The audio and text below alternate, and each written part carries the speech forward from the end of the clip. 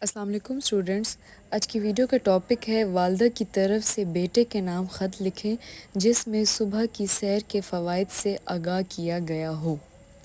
کمرہ امتحان، یہاں پہ جو بھی آپ کے شہر کا نام ہو وہ لکھ دیں، جو تاریخ ہو وہ لکھ دیں۔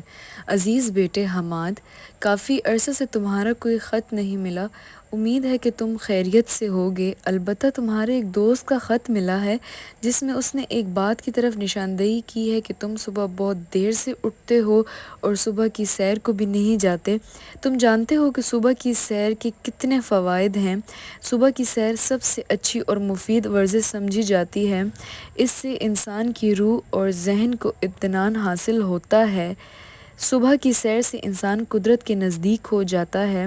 یہ دل کو بھی مضبوط کرتی ہے اور بہت سی خطرناک بیماریوں سے بچاتی ہے۔